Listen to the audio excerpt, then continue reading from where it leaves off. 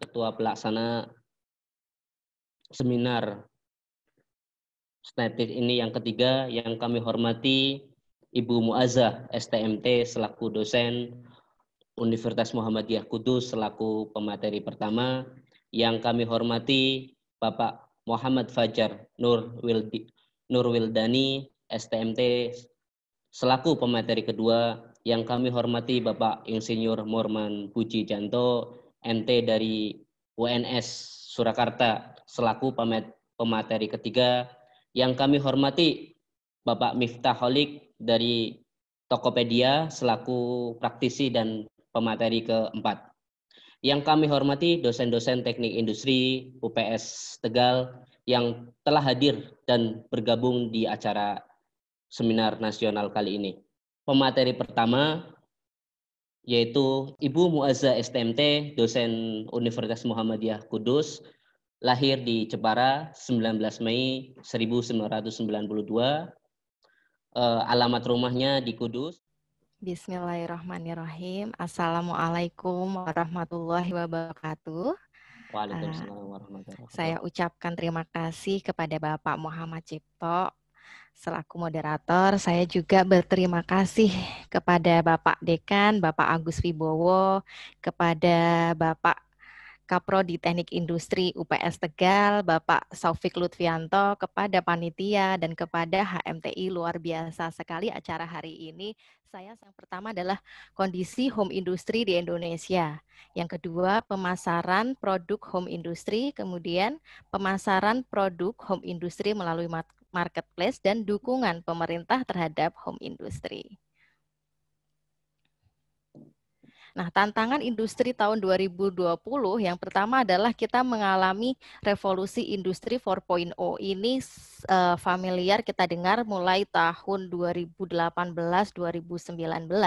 Kemudian saat industri mulai beradaptasi, pemasaran mulai beradaptasi dengan era digital, dihadapkan dengan pandemi COVID-19. Nah, di sini cukup kompleks, harus bagaimana saat industri mulai beradaptasi, saat mulai menata pemasarannya, mulai menata strateginya dihadapkan dengan pandemi ini. Nah, di sini di mulai bulan Maret itu mulai terasa bahwa memang penurunan industri sangat drastis. Nah, dibuktikan dengan saya melihat dari beberapa berita dari media massa bahwa banyak industri tidak hanya di Tegal ya, tapi di seluruh Indonesia ini memang mengalami penurunan yang luar biasa. Nah, key question-nya adalah apa sih yang harus dilakukan di saat masa seperti ini dan strategi apa yang tepat? Nah, di sini sebelum menjawab dari pertanyaan tadi, saya akan sharing mengenai pengertian pemasaran menurut para ahli. Nah, di sini menurut Philip Kotler, marketing atau pemasaran adalah kegiatan manusia yang diarahkan untuk memenuhi kebutuhan dan keinginan melalui proses pertukaran, entah itu pertukaran produk maupun jasa. Nah, selanjutnya menurut American Marketing Association, pemasaran yaitu merupakan suatu fungsi organisasi dan serangkaian proses untuk membuat, mengkomunikasikan, dan memberikan nilai kepada pelanggan. Nah, di sini yang saya garis bawahi adalah nilai kepada pelanggan. Nah, ini adalah era revolusi industri 4.0, di mana kita sudah bergerak pada marketing 3.0 pada awal 2014, kemudian di 2019 mulai masuk ke era marketing 4.0. Dan untuk mengelola hubungan pelanggan menggunakan cara yang menguntungkan organisasi dan pemangku kepentingan. Nah, konsep pemasaran di sini kita berfokus pada pelanggan. Saat kita fokus dan berorientasi pada pelanggan adalah jalan menuju penjualan dan keuntungan. Kemudian kita melihat pada perilaku konsumen di era digital. Dan saat pandemi COVID ini tentu saja kebutuhan konsumen, perilaku konsumen berbeda. Yang mungkin sebelum bulan Maret 2020 kita mencari sesuatu, kita mencari produk ataupun jasa, kita bisa datang langsung ke pasar, ke toko dan lain-lain. Nah, di saat pandemi COVID ini tentu saja kita banyak membatasi diri sendiri. Kita mawas diri terhadap kesehatan, terhadap apalagi ada PSBB, di mana banyak sekali ya untuk PSBB itu banyak sekali yang memang akhirnya membatasi ruang gerak kita gitu. Nah, kemudian nilai pelanggan ini apa sih supaya memberikan kita pemasukan atau kita berdampak keuntungan melakukan penjualan pada industri, yaitu adalah layanan yang diberikan, branding gitu.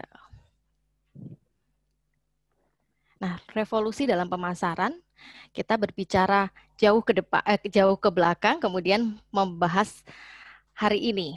Nah, dulu marketing itu bergerak dari marketing 1.0, di mana industri atau pelanggan, produsen juga berorientasi pada produk.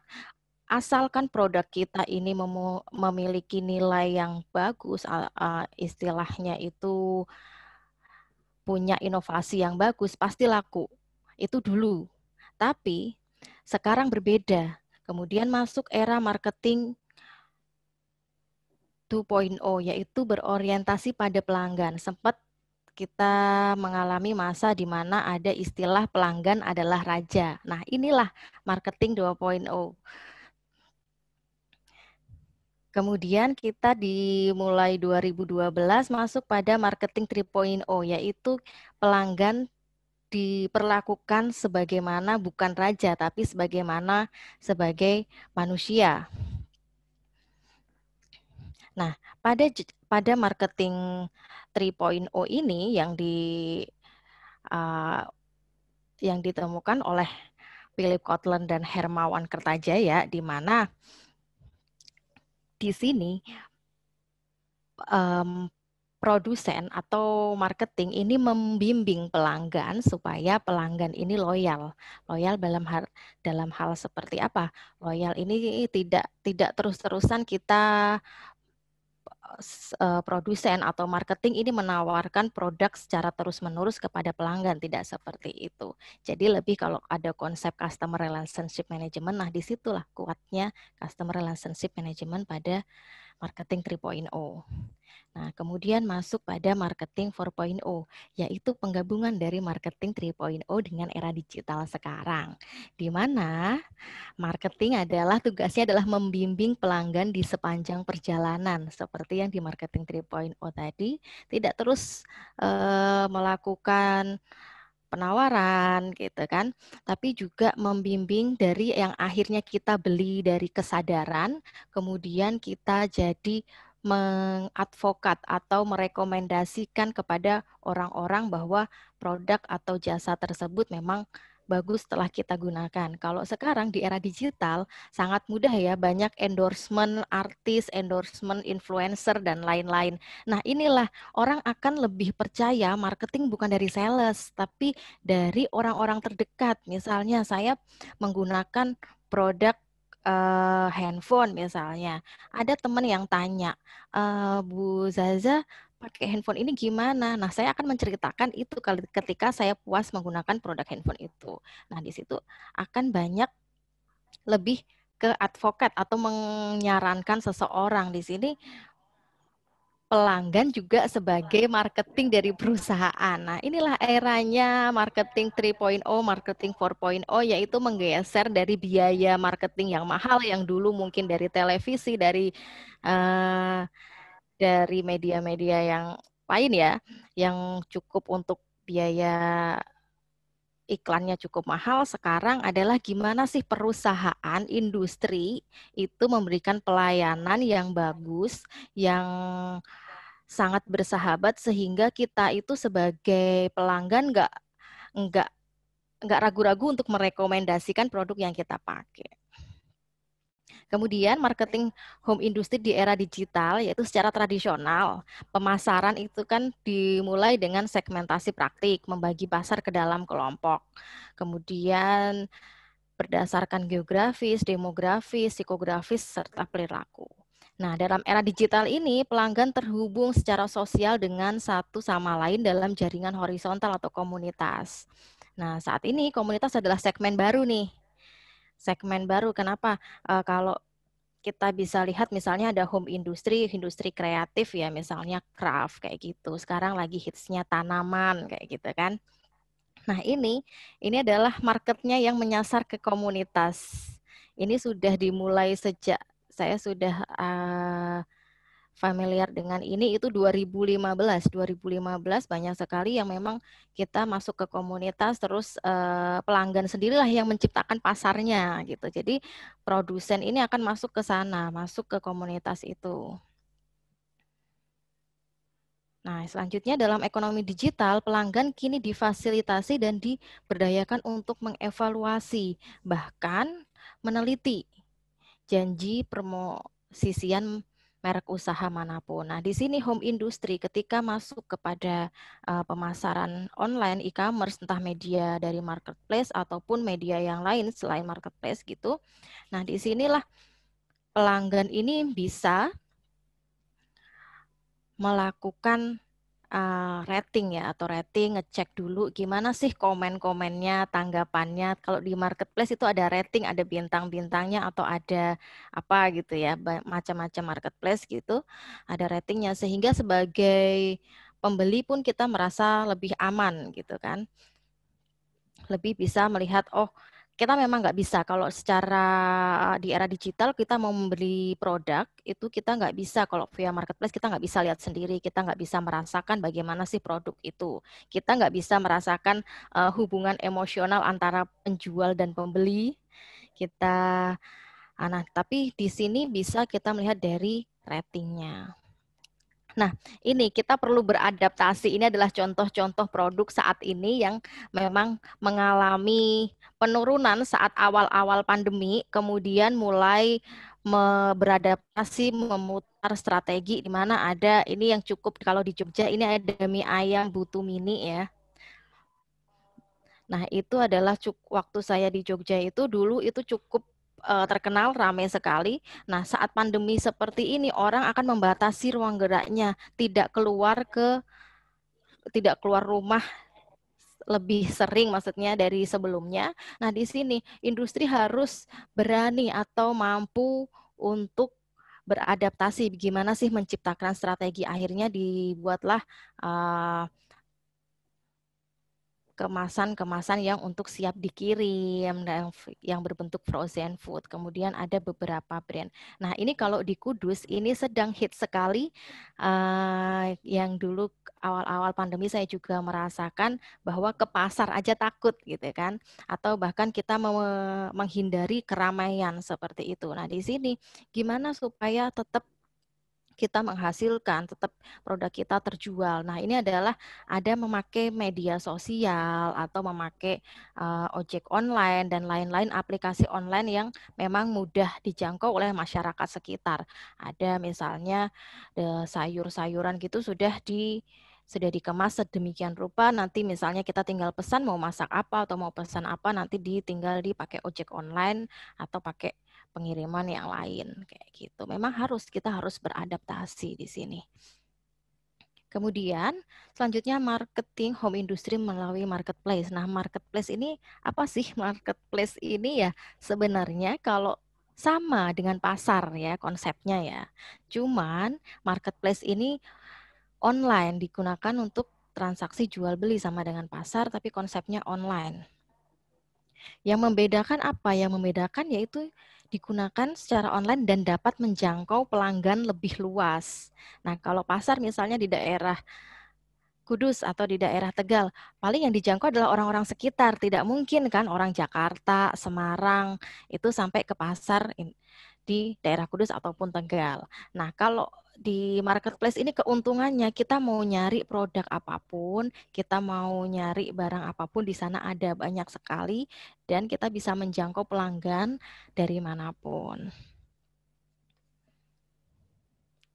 Nah, di sini ada grafik yang saya dapat dari data, itu adalah perkembangan e-commerce di Indonesia. Inilah peramalannya, cukup peramalan sampai 2023 ini meningkat ya. Ya, ini apalagi saat pandemi COVID ini kita belanja kebutuhan konsumen sehari-hari. Saya merasakan sendiri, saya sebagai ibu rumah tangga juga. Di situ memang saya daripada saya ke supermarket, ke ke pasar gitu yang memang membatasi sendiri gitu kan, memang akhirnya mengandalkan marketplace. Akhirnya kita, apalagi marketplace itu banyak sekali produk-produknya ya, termasuk produk kebutuhan rumah tangga. Sempat saya baca, maaf lupa saya tampilkan, bahwa di beberapa bulan terakhir ini di marketplace adalah yang paling tinggi adalah kebutuhan rumah tangga. Nah, di sini home industry bisa masuk nggak sih di situ? Nah, home industry bisa masuk karena dari peramalan data ini, peminat untuk online ini masih sangat tinggi. Jadi ketika misalnya terutama mungkin tidak produk-produk yang dijual untuk pariwisata itu mungkin sangat sangat terdampak sekali ya. Nah, inilah produk-produk art, craft, home industri kecil, misalnya makanan itu bisa sekali masuk ke sini. Dan saya lihat juga beberapa marketplace itu sudah banyak sekali yang memang home industry. Saya ngambil satu case di Kudus, itu ada industri konveksi untuk pakaian rumah ya gitu, pakaian rumah. Di situ harganya murah tapi penjualannya ini luar biasa, setiap hari mungkin bisa kirim 100 pieces per harinya gitu. Nah, disitulah sudah mulai kita harus mulai adaptasi bahwa memang eranya digital gitu, kita harus menjangkau pasar dari manapun. Bahkan kalau dulu mungkin kita harus datang ke pasar gitu, sekarang tidak perlu seperti itu. Nah, kemudian ada kelebihan dan kekurangan menggunakan marketplace bagi penjual. Yang pertama, kelebihan adalah pengelolaan mudah, pengelolaan bagaimana kita mengontrol via handphone atau via laptop, via gadget lah, itu lebih mudah daripada kita menjalankan usaha yang dari toko. Kemudian tidak perlu mengeluarkan modal besar. Kalau kita menggunakan marketplace, kita nggak perlu ya, maksudnya menyewa tempat. Kita bisa di rumah kita sendirilah sebagai gudangnya, sebagai inventorinya. Kemudian yang ketiga, market lebih luas. Kita bisa menjangkau di seluruh Indonesia. Bahkan luar negeri juga bisa kita jangkau. Nah, dapat memantau perkembangan bisnis dimanapun. Nah, inilah eranya masyarakat digital, kita dimanapun bisa sambil memantau bisnis. Nah, gitu. Dan lebih meyakinkan, di mana lebih meyakinkan karena ada rating, ada sistem rekening bersama gitu ya. Nah, kekurangannya adalah persaingan ketat, produk yang beragam, penjual yang beragam, ini cukup ketat, kita harus menyiapkan strategi. Nah, strateginya ada beberapa strategi. Misalnya penjual harus melampirkan deskripsi produknya itu detail, lengkap, supaya misalnya kita sebagai pembeli kita pun nggak ragu, oh produk ini seperti apa sih deskripsinya, nggak perlu banyak tanya, chat langsung aja, masukkan ke keranjang langsung check out gitu ya.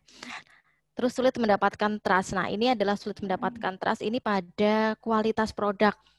Pada kualitas produk karena kita nggak bisa lihat langsung. Nah, tapi ada sisi yang lainnya, bahwa ketika produk tidak sesuai kan kita bisa komplain, bisa melakukan pengembalian dan sebagainya. Nah, yang ketiga adalah tidak memiliki kuasa penuh terhadap tokonya. Jadi memang di marketplace ini saat kita upload produk memang harus ini dulu sama pihak marketplace-nya ya, harus istilahnya di quality control dulu gitu ya. Nah, apakah produk ini layak untuk diupload atau enggak. Nah, kemudian tidak bisa berinteraksi secara langsung. Nah, ini secara marketing tradisional, interaksi secara langsung dengan pelanggan ini sangat berpengaruh, terutama pada cara kita berkomunikasi, cara mimik kita, sehingga menghasilkan ada ikatan emosional, sosial, itu yang mempengaruhi untuk kita kedekatan produsen atau marketing dengan pelanggan. Kemudian selanjutnya adalah kelebihan dan kekurangan menggunakan marketplace bagi pembeli. Nah, untuk kelebihannya merasa aman dalam pembayaran karena sudah menggunakan rekening bersama, jadi nggak langsung ke rekening penjualnya ya. Kalau dulu itu mungkin banyak sekali penipuan online, penjualan online, kita sebagai customer sudah transfer tapi ternyata barang tidak dikirim. Nah, di marketplace ini adalah menjembatani untuk tidak terjadi hal tersebut. Dulu marketplace, sekarang sudah sangat beragam. Kalau dulu marketplace itu hanya menjual yang sistem rekening bersama, itu menjual produk-produk yang mahal gitu ya, seperti kamera, handphone yang memang perlu garansi yang ini ya secara pembayarannya. Kemudian banyak produk tersedia. Ini pilihannya banyak. Ini kalau misalnya kita mau beli apa, jadinya sekalian nyari segala sesuatu, ada semua di marketplace. Nah, asuransi atau jaminan di sini kalau produk atau barang yang kita beli tidak sesuai dengan sesuai dengan deskripsi atau dengan penjabaran deskripsi dari penjualnya, kita bisa komplain di situ, kita bisa mengajukan pengembalian dan lain-lain. Nah, banyak pilihan pembayaran. Nah, di marketplace ini sudah banyak ini kemajuannya sudah sangat pesat sekali. Kalau dulu awal-awal marketplace gitu harus pakai kartu kredit, saya dulu pernah mengalami harus pakai kartu kredit, harus punya kartu kredit. Kalau sekarang nggak perlu. Jadi memang bisa menjangkau semua lapisan masyarakat. Nah, bisa juga membayar di minimarket, bisa pakai internet banking, bisa pakai ATM dan lain-lain, Mas. Apalagi sekarang ada sistem COD juga, itu sangat memudahkan kita ya, maksudnya kita lebih aman ya ketika barang sampai kita baru bayar gitu kan. Kemudian banyak promo. Nah, ini yang paling disukain. Ini banyak promo gratis ongkir atau potongan, cashback, dan lain-lain. Kemudian yang keenam adalah kemudahan pengiriman. Ibaratnya kita nggak usah pergi ke pasar, kita nggak usah pergi ke toko, kita tinggal pegang handphone, klik, udah jadi. Tinggal deh bayar, nunggu barang sampai. Atau nunggu barang sampai kalau pakai sistem COD tinggal kita bayar gitu kan. Nah, kemudian kekurangannya adalah tidak bisa melihat kualitas produk secara langsung. Kemudian tidak bisa berinteraksi secara langsung dengan penjual. Nah, padahal berinteraksi secara penjual ini adalah menumbuhkan trust kita juga. Kita saat kita berbicara dengan orang itu juga membuat kita apakah kita yakin dengan seseorang tersebut atau bagaimana. Nah, tapi di sini adalah harus disiasati dengan strategi penjual. Bagaimana sih penjual harus responsif di media sosial atau di via teknologi online itu memang tidak semudah berinteraksi secara langsung ya. Seperti tadi yang dibilang Pak Dekan bahwa banyak kegiatan yang biasanya dilakukan secara offline dan harus online itu memang kita perlu adaptasi. Nah, adaptasinya dari industri ini memang harus responsif, di mana marketing itu adalah yang nomor satu adalah responsif. Marketing itu adalah yang nomor satu, itu adalah kita cepat tanggap. Nah, misalnya saya saya melakukan pembelian dan ketika saya teman-teman tanya kepada penjualnya, ketika responnya lama, kira-kira gimana rasanya? Nah, itulah yang kita posisikan itu, kita sebagai penjual memposisikan juga sebagai pelanggan. Nah, kemudian dukungan pemerintah terhadap home industry. Nah, di sini ada banyak sekali program-program pemerintah, luar biasa sekali pemerintah Indonesia ya.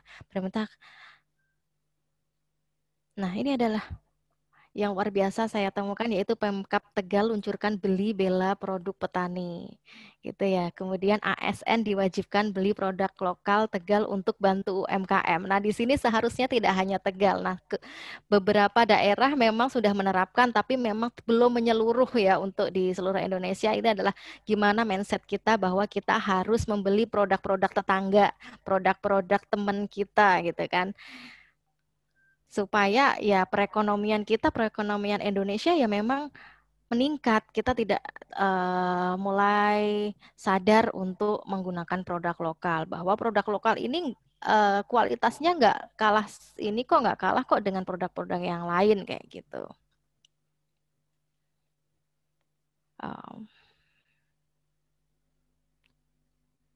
Maaf, ini share screen saya ini ya.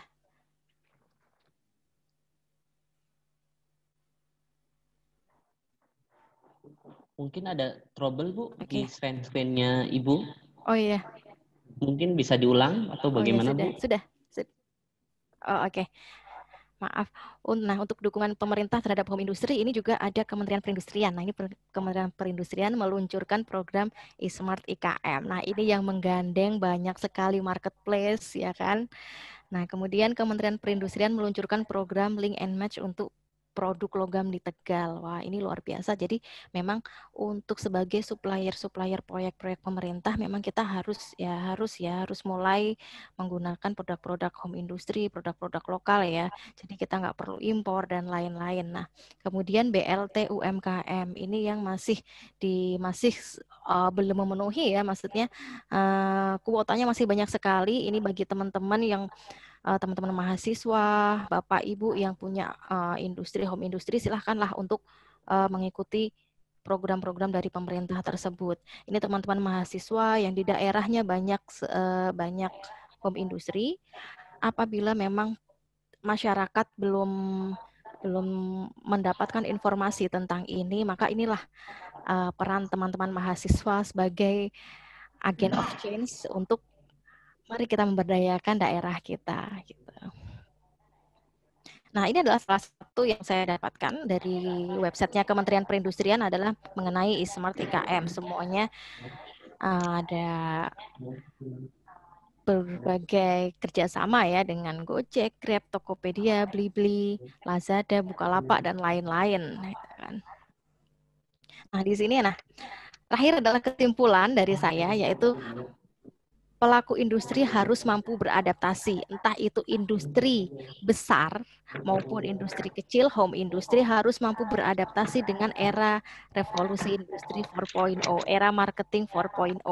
Nah, menanggapi pandemi COVID-19 ini, badai pasti berlalu. Nah, siapkan strategi. Strateginya bagaimana ya? Ayo kita mencari informasi sebanyak-banyaknya, kita mencari ilmu sebanyak-banyaknya, gimana sih industri kita dapat bertahan. Kemudian yang ketiga adalah membeli produk-produk lokal untuk meningkatkan perekonomian nasional. Ini yang harus kita terapkan ya. Ini yang paling penting, membeli produk-produk lokal untuk meningkatkan perekonomian nasional. Baik, mungkin itu yang saya sharingkan hari ini untuk teman-teman. Oke, selanjutnya untuk pemaparan yang kedua, Bapak Insinyur Morman Pujijanto dari UNS, kami persilakan. Pemasaran UMKM melalui media digital ya, khususnya nanti saya masih berbicara di sosial media. Nah, sebelum saya masuk ke situ, saya tertarik dulu apa yang harus dilakukan oleh teman-teman UMKM, mungkin para mahasiswa yang sedang merintis usaha, terutama startup ya.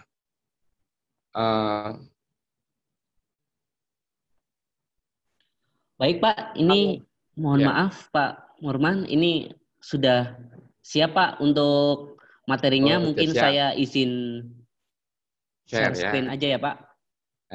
Silakan kalau gitu saya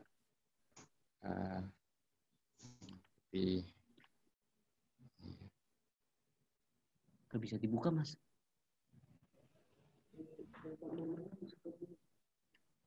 Bukan, buka filenya.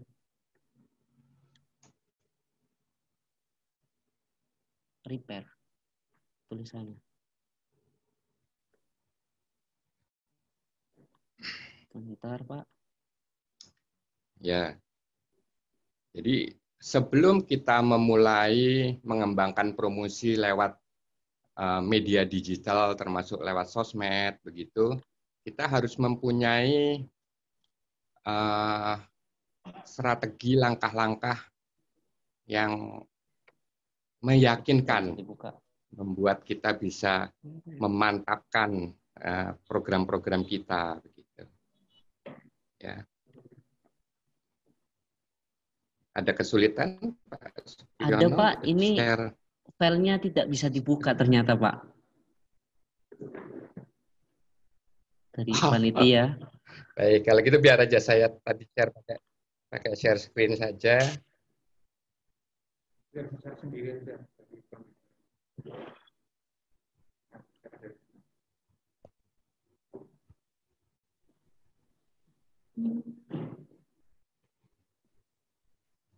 Oke, baik Pak. Itu Pak dari Pak Morman saja Pak.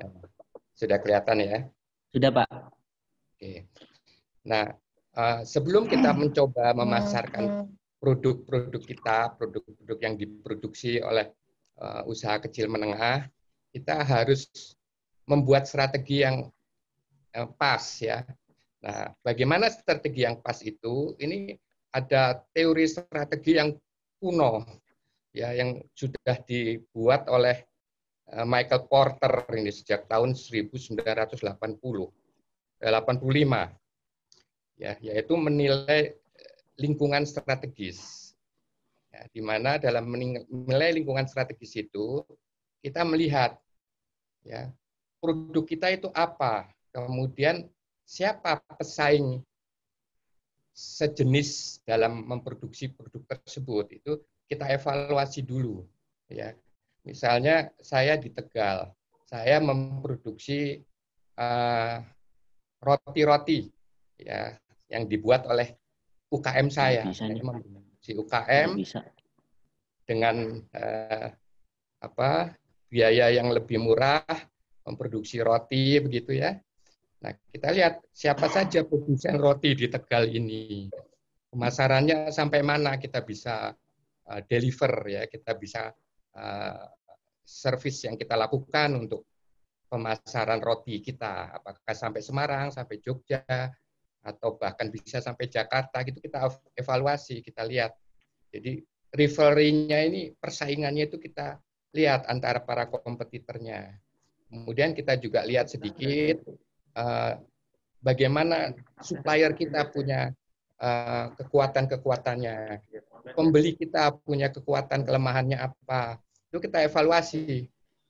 Kemudian ancaman dari produk substitusi, gitu ya, ancaman dari pabrik roti baru yang masuk kan sekarang ini kalau di Jakarta yang terkenal mereknya Sari Roti gitu kan.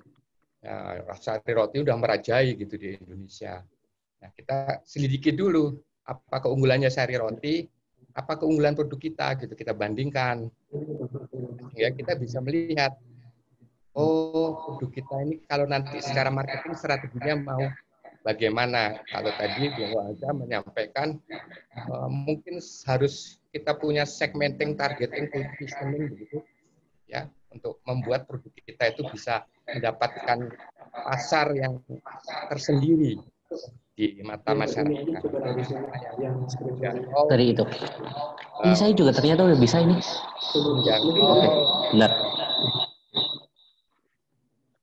Oke, mohon maaf Pak Murman, ini sudah bisa disentin biar saya saja Pak, biar mungkin PPT-nya bisa biar jelas. Ya, Oke, baik. Mohon share screen ya Pak Murman. Ya.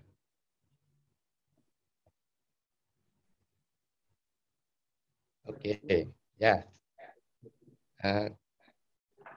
Nah, yang ini dulu kita bahas ya. Yang pertama dulu supaya kita bisa paham lingkungan strategis kita itu seperti apa. Siapa pesaing kita? Kita juga harus tahu siapa supplier kita, siapa pembeli kita begitu, sehingga kita bisa menilai secara keseluruhan itu SWOT analisis gitu. Strength kita di mana, weakness-nya di mana, opportunity apa yang kita bisa dapat itu, dan ancaman-ancaman lain seperti apa. Itu kita bisa lihat dalam lingkungan strategis kita ini. Ya, silakan dilanjutkan, Pak.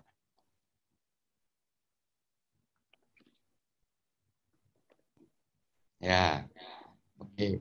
Ya, jadi strategi kita itu mau apa? Ada teori yang paling sederhana dari Michael Porter juga, strategi generic strategi yang bisa kita tentukan ya. Yang pertama kita bisa cost leadership. Ya, cost leadership itu kita tetapkan begitu kalau kita punya supplier yang murah-murah memang penjualannya ke kita, sehingga kita bisa punya keunggulan biaya. Nah, kalau keunggulan biaya kita bisa lakukan, kita bisa bersaing dengan mengandalkan produk yang harganya murah. Atau kita bisa melakukan differentiation. Kalau kita lihat, ini, waduh, ini roti kita ini biayanya juga cukup mahal memproduksinya. Tapi kita bisa menawarkan sesuatu yang unik, sesuatu yang berbeda. Misalnya roti dengan rasa dikombinasikan rasa buah-buahan yang khas Indonesia gitu ya. Kalau roti kan biasanya isinya stroberi, coklat gitu. Coba kita kembangkan roti rasa mangga. Misalnya ya, kita bisa mengembangkan differentiation yang begitu. Sehingga lalu ada keunikan dari produk-produk roti yang kita produksi.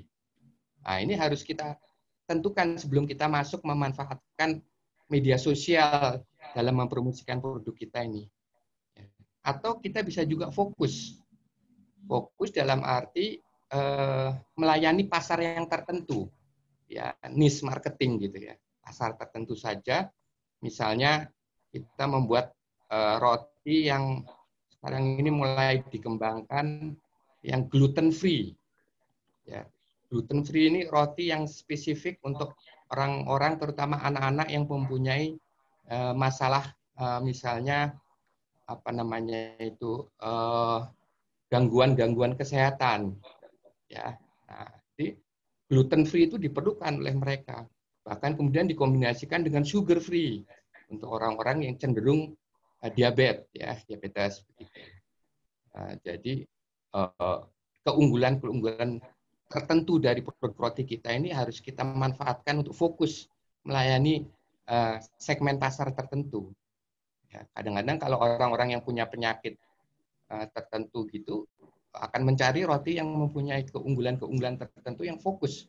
Ya, mungkin roti itu agak mahal harganya kita jual, tapi karena dia fokus melayani orang yang punya penyakit misalnya yang diabetes itu kan sensitif terhadap gula. Kita sugar free harus membuatnya. Ya, nanti kita kombinasikan formula-formula yang unik. Ini saya contohkan saja untuk bisa merancang strategi yang unik. Karena memanfaatkan sosial media itu kita harus didorong oleh sesuatu yang unik yang bisa meraih pasar tersebut. Ya. Jadi tadi sudah disampaikan oleh Bu Muazzah, kita harus segmenting, targeting, positioning gitu ya tertentu. Ini bisa dikembangkan di situ. Ini bentuk strategi generiknya Porter yang diperkenalkan sejak tahun 1980. Kemudian kita harus memilih strategi ini sesuai kondisi internal dan lingkungan strategis kita. Ya, kita lihat dari ini kompetitornya bagaimana, siapa, apa yang mereka nggak punya, sehingga kita lalu bisa menciptakan keunggulan-keunggulan. Ya, bisa keunggulan mutlak karena keunikan bahan baku kita, kemudian kita juga bisa melakukan keunggulan yang sifatnya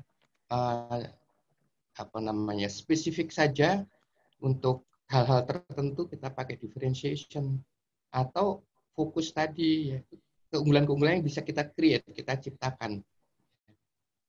Nah, kemudian secara tradisional kita juga tetap harus melihat 4P-nya. Ya, bagaimana produknya, bagaimana price, harganya, bagaimana promosinya harus kita lakukan, ya. Kemudian juga kalau place-nya yang terakhir itu sekarang makin luas. Pengiriman melalui ojek online itu bisa dikombinasikan dengan JNE, ya, Tiki, JNE gitu yang punya pengiriman same day delivery begitu ya. Mungkin untuk roti itu cocok misalnya kalau ini kita membuat roti yang spesifik untuk orang diabetes yang sugar free. Lalu pakai tambahkannya pemanis, sweetener rotinya. Kemudian kita tawarkan juga roti yang asli rasa buah, isi stroberinya stroberi yang asli begitu ya. Dan rasa manis dari stroberi itu kuat di situ. Nah, ini lalu menyebabkan keunggulan-keunggulan kita, lalu kita bisa melayani pasar yang luas. Kita kirim aja paket rotinya itu lewat JNE gitu ya, kirim ke Semarang, kirim ke Jogja gitu. Sehingga orang-orang yang diabetes itu akan bisa membeli online untuk dikirim ke Semarang atau ke Jogja itu. Bahkan mungkin sampai Jakarta. bisa one night service ya. Servisnya 1 malam aja, hari ini dikirim, besok sudah nyampe di Jakarta. Nah, ini akan memudahkan kita menjangkau pasar yang lebih luas. Ya. Kita lanjutkan slide-nya. Nah, disinilah tadi, kalau mendengarkan penjelasan saya yang tadi, maka dalam marketing era digital ini, imajinasi itu semakin penting. Nah, ini kan yang mempopulerkan, ini Albert Einstein ini, bahwa imagination is more important than knowledge. Pengetahuan itu nilainya lebih rendah dari imajinasi. Jadi para mahasiswa, para industri kecil gitu, kita kembangkan imajinasi ini. Ya.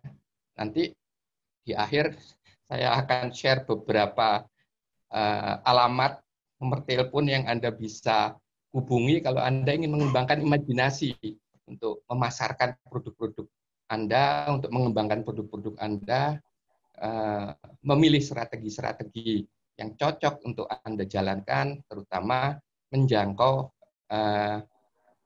para pelaku sosial media, ya, sosmed.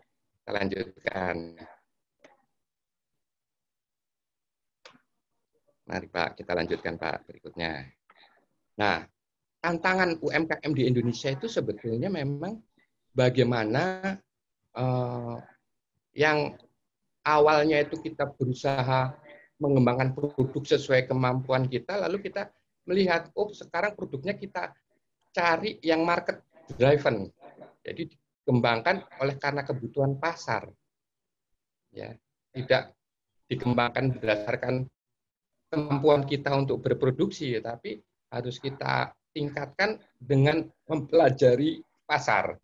Kemudian kita juga harus melakukan digitalisasi. Nah ini, digitalisasi nanti kita lihat masuk ke pemasaran era digital ini ada yang boleh dibilang tanpa biaya gitu. Ya.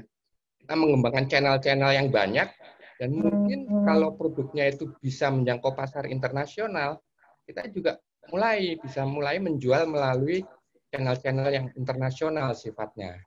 Nah, ini penting untuk UMKM di Indonesia. Kalau Anda memproduksi misalnya kayak obat-obatan tradisional Indonesia ya, maksudnya obat-obatan itu kayak minyak kayu putih gitu misalnya ya, obat gosok gitu yang bisa menjangkau pasar internasional. Kita coba jangkau melalui sosial media yang juga memasarkannya itu sampai level internasional. Mungkin memasarkan ke Malaysia, ke Vietnam, ke Singapura, atau ke Australia kalau yang untuk negara yang lebih maju misalnya ya. Ini ada beberapa penjelasannya yang akan meningkatkan UKM dari mulai UKM yang kecil untuk bisa menuju usaha yang lebih besar.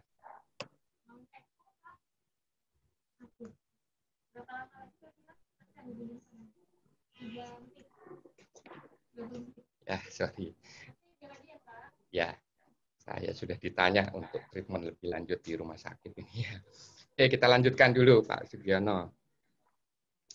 Ya, apa sebetulnya, mengapa kita memanfaatkan media digital ini ya? Kalau kita lihat di era sekarang ini, sebetulnya orang itu sudah banyak menyisihkan waktu untuk menggunakan media digital, menggunakan internet misalnya. Itu sudah 7 jam 59 menit rata-rata sehari. Menggunakan media sosialnya itu 3 jam 26 menit rata-rata sehari. Bahkan kalau kita lihat nonton TV itu juga 3 jam. Jadi jumlahnya sudah mirip-mirip dengan sosial media tadi. Jadi kalau nanti Anda memanfaatkan media sosial secara agresif, Anda akan mendapatkan porsi perhatian yang lebih intensif begitu dari konsumen kita. Ya.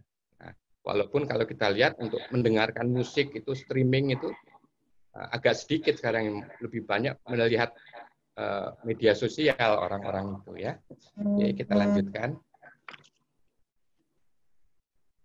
Nah, Kalau kita lihat jumlah orangnya dan berapa persen orang yang memanfaatkan sosial media ini, ya ternyata luar biasa. Ini menurut data dari Hotsuite ya, yang saya kutip dari Hotsuite.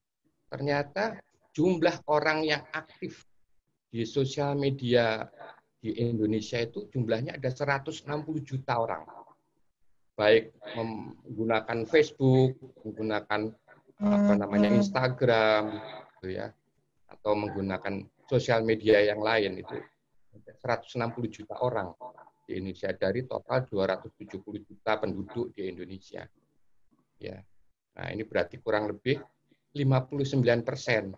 Ya, nah ini perubahan pertumbuhan jumlah pemirsa sosial media ini juga cukup tinggi dari tahun ke tahun gitu ya. Bisa bertambah 8%. Kurang lebih 12 juta dalam setahun. Nah, ini terus kemudian secara persentase juga orang yang aktif di media sosial ini melalui mobile phone. Jadi sekarang ini tidak lagi menggunakan laptop, tidak menggunakan laptop lagi, menggunakan handphone komunikasinya. Ya, kebanyakan orang itu 99% mereka menggunakan sosial media ini melalui handphonenya, ya, smartphone kebanyakan ini. Ya, kita lanjut, kita lihat lebih lanjut lagi. Nah, ini bagaimana kita bisa mengembangkan digital media marketing. Nah, pada prinsipnya kita harus tetap menjalankan strategi yang dipilih. Nah, strategi tadi misalnya mau cost leadership, barang-barang murah semua gitu ya, dengan berbagai macam bentuk rotinya yang murah gitu. Maka strategi ini secara konsisten kita gunakan terus. Nah, kita kembangkan dalam digital media marketingnya. Atau kalau kita mau fokus melayani anak-anak yang autis tadi atau para penderita diabetes misalnya ya, kita fokus ke situ, kita kembangkan terus promosi dengan menekankan strategi yang kita pilih itu. Nah, pada prinsipnya ini ada strategi promosi yang selalu kita harus ingat, gitu ya. Saya ingat karena ininya singkatannya itu seperti nama cewek yang cantik, gitu, AIDA. Ya, prinsip AIDA ini kalau kita mau berpromosi lewat sosial media tetap harus kita pegang. Apa AIDA itu? Hanya attention. Nah, jadi kita harus mengusahakan apa yang kita tulis, kita pasang gambar-gambar yang bisa menarik di sosial media tersebut sehingga perhatian target market kita itu menjadi mengarah pada produk-produk kita. Gitu. Nah, lebih jauh lagi, attention ini lalu menjadi interest, ya, dengan biasanya mencantumkan cara mendapatkannya, harganya, gitu kan, dia mulai muncul interestnya. Ya, yang lebih lanjut lagi jadi desire, yaitu bagaimana kita mengusahakan transaksinya itu mudah. Biasanya kalau kita mempromosikan barang itu lewat sosial media, lewat Facebook, gitu, kemudian kita buat landing page-nya. Jadi kita kalau itu diklik mengarah ke misalnya marketplace, mana produk kita dijual, gitu, arah ke situ marketplace-nya. Nah, landing page ini penting bagi kita dalam menentukan sosial media yang akan kita promosikan gitu di situ. Karena mau ikut strategi poli. Oh ya udah, saya nggak usah ikut kalau gitu. Saya harus ini dulu menyelesaikan ini. Terima kasih. Ya. Mulai dikejar-kejar dokter untuk treatmentnya. Oke, jadi setelah desire itu kita bisa munculkan sampai mempermudah keinginan membeli itu. Jadi kalau di Facebook misalnya kita pasang produk kita, gambar-gambarnya, kita tentukan harganya sekian, silahkan klik. Nah, silahkan klik misalnya landing page-nya nanti ke Tokopedia kita. Gitu. Halaman Tokopedia itu diklik, pergi ke Tokopedia yang benar-benar menjual produk itu, langsung bisa diklik lagi untuk pesan. Gitu, ya. Nah, terakhir jadi A yang terakhir AIDA kan, A yang terakhir action. Proses pembelian ini dapat terlaksana. Ya, oke kita lanjutkan. Yono ya. Ini saya contohkan ini satu pemasaran lewat WhatsApp. Kita membangun pertemanan sebanyak-banyaknya WhatsApp, kita ikut dalam grup sebanyak-banyaknya, gitu ya. Nah, bisa juga kita nggak usah ikut grupnya, tapi berteman langsung dengan banyak orang. Kemudian kita tawarkan produk-produk kita ini melalui status, ya, status ini, dan kita tetap prinsip AIDA tadi kita manfaatkan. Contohnya, ini salah satu teman dalam WhatsApp saya yang rajin sekali menawarkan produk-produknya. Nah, kebetulan ini produk-produk ini tuh sebetulnya ini juga bisa dibuat industri kecil ini sebetulnya. Jadi gelas-gelas dari logam gitu ya, yang di luarnya di printing lucu-lucu begini. Nah, kemudian di bawahnya ada tulisan masih bisa dipesan, gitu ya, gelas anti tumpah. Nah, ini keunggulannya dulu aman buat anak-anak, harganya 69.000 saja. Nah, ini dipasang begini dalam status dari ini teman saya Ritria ini, yang dia merupakan reseller banyak barang-barang yang didatangkan ini dari Cina ini kebetulan ya, macam-macam ini mug yang lain bentuknya gitu ya. Dia menawarkan lewat WhatsApp. Nah, ini si Ritria ini sebetulnya sudah banyak linknya di WhatsApp yang kemudian tertarik membeli. Gitu. Saya kira dia menawarkan ini di daerah Jawa Timur dia banyaknya, Surabaya, tapi juga banyak teman-temannya di daerah lain yang tahu-tahu pengen ini terus dia mau membeli gitu ya. Ini contoh yang pemasaran via WhatsApp. Nah, yang lain misalnya monggo lanjut. Nah, ini memanfaatkan Instagram, terutama Instagram bisnis. Ini juga free, nggak ada charge. Ya, ini satu saya contohkan. Glico Wings yang memasarkan produk-produk dari Glico Glico Wings yang diproduksi. Ini produknya ini apa aja kalau kita lihat. Nah, itu dibikin di sini ada promonya, ada template-nya, ada kalau ulang tahun bagaimana. Nah, ini produknya sebetulnya ini banyak ini. Kalau kita lihat kayaknya ini snack gitu, kayak semacam snack gitu ya. Pasarkan melalui Instagram bisnis. Saya punya perusahaan juga di Jakarta yang kita mengembangkan pasar lewat Instagram bisnis ini. Instagram bisnis ini kita bisa promosikan, kita bisa boosting ke daerah yang tertentu. Misalnya kita mau mempromosikan produk ini di daerah Semarang, ya Semarang untuk konsumen usia 20 sampai 30 tahun misalnya ya, laki-laki dan wanita. Nah, Instagram bisnis kemudian ada charge-nya ini. Charge-nya ada biaya 500.000 itu untuk mempromosikan 3 kali di seluruh Semarang misalnya. Sehingga orang nanti kalau sudah ngeklik membuka Instagram bisnis ini, nah, kita sediakan landing page-nya. Nah, kalau ini misalnya ya, Glico Wings ini membuka landing page-nya yaitu ke blibli.com. Nah, jadi kalau ini malah ada ininya juga, akunnya, nomor teleponnya yang bisa kita gunakan untuk memesannya. Tapi bisa juga pesan online via blibli.com. Ya. Nah, ini namanya landing page ya, yang harus kita create kalau kita mempromosikan pembelian itu supaya pembelian itu bisa terlaksana. Ya. Oke. Akan melanjutkan pemaparan materi ketiga yang akan disampaikan oleh Bapak Muhammad Fajar Nur Wildani STMT selaku pemateri ketiga. Kami persilakan. Baik, terima kasih Pak Tito atas kesempatannya. Assalamualaikum.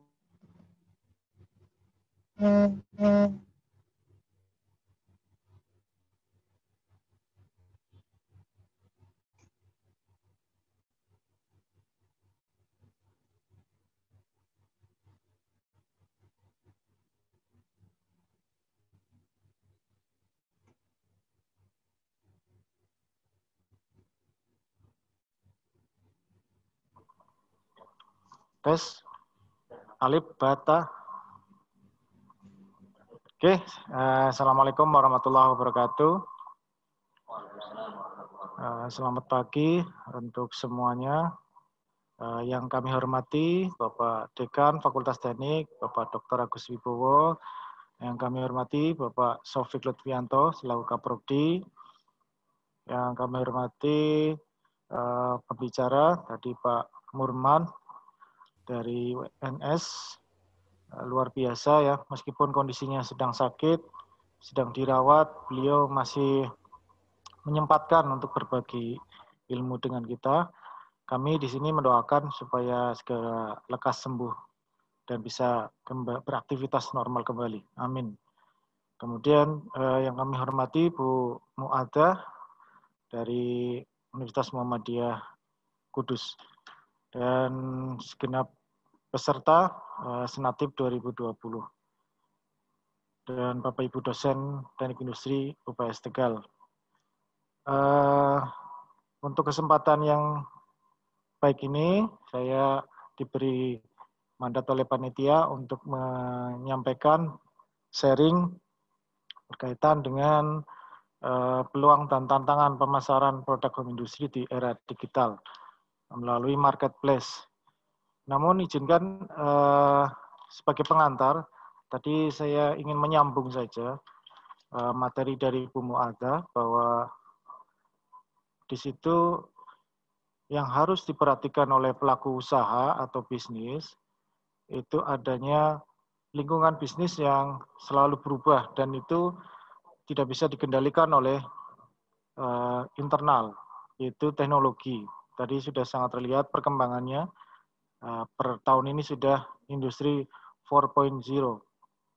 Mungkin tahun depan juga pasti akan berubah kembali. Dan satu lagi adalah kebijakan pemerintah. Nah, tadi disampaikan juga, ya PSBB ini ya termasuk kebijakan yang kita tidak bisa kendalikan. Artinya itu wewenang pemerintah dan jelas tadi diceritakan memang sangat berdampak bagi para pelaku usaha.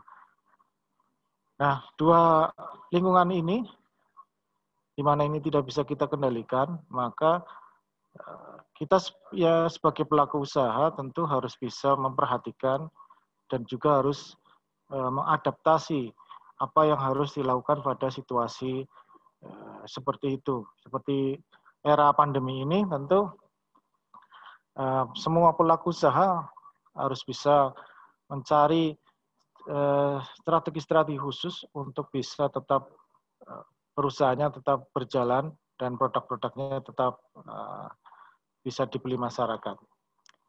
Oke, saya masuk ke materi. Next, Mas. Ya, ini tadi juga sedikit disinggung oleh Bu Mu'addah. Apa itu home industry? Ya, secara teori ini usaha yang tidak berbadan hukum yang dilaksanakan oleh kelompok atau beberapa anggota rumah tangga yang mempunyai tenaga kerja sebanyak 4 atau kurang dengan kegiatan mengubah dasar menjadi barang jadi atau setengah jadi dari yang kurang nilainya menjadi yang lebih nilainya dengan tujuan dijual atau ditukar dengan barang yang lain dan atas satu anggota keluarga yang menanggung risiko. Nah, tadi juga sudah dicontohkan beberapa jenis-jenis produk industri. Nah, kalau di cara teori banyak sekali jenis usaha yang dikategorikan home industri. Ada usaha perdagangan, itu bisa keagenan, pengecer, ekspor impor, sektor informal, usaha pertanian, pangan, perkebunan, bibit, peralatan, dan macam-macam. Next. Nah, usaha industri, ya ini tadi kalau di Kota Tegal dan kabupaten terkenal dengan para pengrajin logam, ya, yang dulu sempat terkenal Jepangnya Indonesia, ya, tentu saat ini juga mengalami situasi yang kurang baik. Usaha jasa konstruksi, dan sebagainya, dan sebagainya. Next, Mas. Nggak bisa ya? Oh, ya, ini contoh saja di Kota Tegal yang sudah menggunakan berbasis web. Ada pabrik baut ya, NSR Home Industry yang ada di Depong Tengah di Kota Tegal. Ini salah satu contoh yang sudah beradaptasi dengan industri 4.0, dimana dia pemasarannya menggunakan website. Dan lain-lain mungkin tadi di Jogja ada mie ayam tumini dan sebagainya. Semua produk-produk yang dibuat di rumah itu termasuk home industry. Oke, selanjutnya ini tadi juga sudah sedikit disinggung oleh Bu Mu'adza. Saya hanya ingin mempertegas saja kata kunci dari pemasaran. Ya, tadi sudah digarisbawahi oleh Bu Mu'adza adalah memberi nilai. Nah, ya, tadi juga disampaikan kita revolusi marketing ya, sudah sampai manusia dan teknologi. Nah, di sini intinya adalah konsep marketing adalah memberi nilai. Next.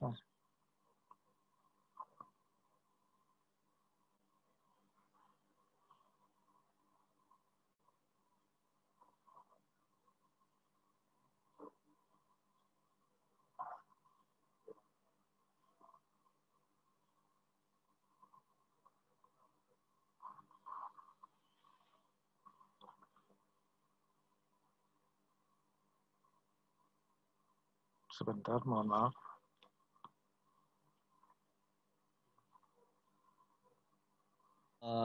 Menyingkat waktu, kami persilakan untuk Pak Miftaholik untuk memaparkan materinya. Oke, terima kasih Pak Muhammad Cipto selaku moderator di acara Senatips 2020 Universitas Pancasila Tegal ini. Assalamualaikum warahmatullahi wabarakatuh. Waalaikumsalam warahmatullahi wabarakatuh. Saya Miftaholik dari tim Tokopedia. Untuk saat ini saya kebetulan ada perubahan Mas dari tadi yang diinfokan sebagai tim Tegal sama Pekalongan. Untuk saat ini kebetulan ada perubahan struktural yang memang sekarang saya menghandle untuk area Semarang spesialis kategori di handphone and gadget. Nah, sebelumnya terima kasih buat Rektor Universitas Pancasila Tegal, buat Dekan Fakultas Teknik Industri, tadi Pak Agus, kita juga sedang bekerja sama untuk lomba kreatif di Brebes. Kebetulan kemarin juga kita sempat ketemu. Terima kasih juga buat pemateri sebelumnya yang memang sudah memaparkan materinya lebih ke strategi bisnis marketing online-nya ya. Begitu ya Mas Cipto ya tadi ya? Betul Pak. Melalui terima online. Kasih buat ya. Terus terima kasih juga buat panitia Senatips yang sudah mengundang saya untuk menjadi pemateri di acara seminar nasional ini. Oke, langsung saja ya, mohon izin untuk share screen.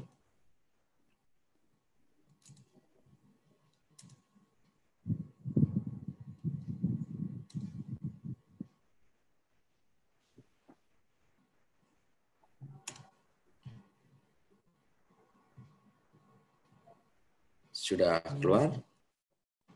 Sudah, Pak. Oke. Jadi untuk materi kali ini akan saya bawakan adalah memulai bisnis impian bersama Tokopedia. Kalau tadi lebih secara general dari gimana sih strategi marketing di beberapa marketplace, terlebih tadi dari Pak Fajar juga sempat compare seperti apa sih yang terjadi bisnis online di Shopee, di Tokopedia, di Lazada, dan lain sebagainya di marketplace yang lain. Trennya tuh seperti apa? Tadi juga udah sempat dibahas sama Ibu Mu'azzah ya, yang terkait UMKM juga seperti apa sih di era pandemi ini untuk era berbisnis dari UMKM. Nah, untuk kali ini saya lebih ke pengaplikasian aja. Jadi seperti apa sih teman-teman kalau mau berbisnis atau memulai berjualan di Tokopedia. Nah, ini mengapa sih penting untuk buka toko online? Kebutuhan belanja ini kebutuhan belanja online ini tahun 2019-2020 itu sangat meningkat pesat ya, apalagi di tengah pandemi COVID-19 ini tercatat bahwa 143 juta penduduk Indonesia itu sudah terhubung dengan internet. Ini berdasarkan survei yang dari Nextern, 1.000 responden, terus dari 70% di sini lebih sering berbelanja online daripada offline. Mungkin di sini disebabkan ya karena memang aktivitas kita terbatas ya, dari keluar rumah, atau pergi ke pasar, pergi ke modern channel di mall, kayak gitu, kita juga terbatas karena ada pandemi COVID ini. Terus juga 83% ke toko offline itu hanya melihat barang aja, atau bisa juga melihat ke toko offline itu cuman meng-compare harga. Jadi semisal pembeli atau bayar tuh mau mencari barang apa, dia survei dulu nih di offline toko, harganya berapa, terus variannya apa. Nah, setelah dia dapat nih yang dicari, terus dapat referensi yang memang harganya berapa, nah biasanya nih 83% mereka akan beralih untuk pembeliannya tuh di online. Kenapa? Karena di online sendiri si buyer tuh bisa langsung lihat gitu kan, meng-compare mana sih harga yang paling murah, mana yang sekiranya kualitasnya lebih bagus, produknya lebih bagus. Di samping tadi udah meng-compare dari yang toko offline. Nah, mengapa buka di Tokopedia? Salah satu alasannya ini ada 4. Jadi yang pertama itu gratis, tidak perlu bayar sewa, dan jam kerja lebih fleksibel. Artinya bisa dilakukan di mana aja, terus tidak berbayar. Seperti halnya kita kalau berjualan di offline harus sewa tempat, harus memikirkan awareness-nya kayak apa, branding-nya seperti apa. Secara offline itu memang lebih memerlukan effort yang lebih dibandingkan online. Nah, terus yang kedua adalah jangkau Indonesia. Jadi jangkauan untuk pembeli potensial itu udah hampir 97% di wilayah Indonesia. Artinya sudah mengcover semua area di Indonesia itu bisa mendapatkan pembeli potensial. Terus yang ketiga, udah Pak, ini Pak. Ya gimana? Ya, lanjutkan ya. mungkin Pak. Yang ketiga, layanan pengiriman terlengkap, cakupannya hingga ke pelosok Indonesia. Jadi layanan pengiriman di Tokopedia juga sudah lengkap, dari yang same day atau dikirim pada hari yang sama, terus juga dari yang kargo itu pun juga ada. Terus yang keempat, fitur pendukung jualan dilengkapi dengan fitur-fitur pilihan untuk kembangkan tokomu, termasuk bisa upload produk dari Instagram. Jadi yang memang punya toko online yang misalkan udah gede nih di Instagram, itu kita punya fitur juga yang memudahkan si penjual. Jadi penjual nanti bisa convert untuk upload produknya tuh dari Instagram. Nah, ini beberapa testimoni dari teman-teman yang memang sudah bergabung dan mewujudkan mimpi bersama Tokopedia. Ini ada Pak Dani dari Depok, seorang mantan buruh pabrik, ini punya pabrik gantungan baju sendiri. Nah, ini bertujuan memotivasi teman-teman ya bahwa produk yang memang nggak berasal dari pabrik atau corporate yang gede itu juga bisa maju. Ini pertama kali beliau memulai sebagai reseller dengan biaya untuk pengobatan istri, kini gantungan baju bisa berhasil punya pabrik sendiri. Jadi memang merintis dari awal, dari online, terus berkembang, terus gede sampai sekarang bisa punya pabrik. Nah, terus yang kedua ini juga terlihat di sini produk-produk UMKM. Ini dari Kak Anggun, dari Aceh, telah berkembang menjadi salah satu bisnis besar di Aceh dan melayani pembeli dari seluruh Indonesia. Ini malah dia dulu korban tsunami Aceh, sukses jadi kebanggaan keluarga. Ini jualnya kopi ya, kopi gayo. Nah, ini salah satu produk dari UMKM juga yang memang banyak potensialnya di Tegal sama di Brebes itu juga banyak. Yang memang untuk exposure atau promonya di online masih. Jadi untuk potensi UMKM dari Jateng terlebih di Tegal atau Brebes itu bisa sangat gede nih kansnya buat bisa sukses seperti teman-teman kita yang memang sudah sukses terlebih dahulu. Nah, ini juga ada juga yang lain dari Kupang, Kak Yesi sama Kak Ulfa dari Surabaya. Kuncinya sih dari kita sebenarnya simpel sih kalau dari Tokopedia. Yang penting dari teman-teman seller tuh mau. Jadi mau di sini ada mau belajar, mau praktek langsung, terus telaten sih. Biasanya kelemahannya di yang tiga ini. Kenapa kok setelah mungkin buka toko terus kok nggak berkembang, atau mungkin malah udah sampai stuck sampai di situ aja.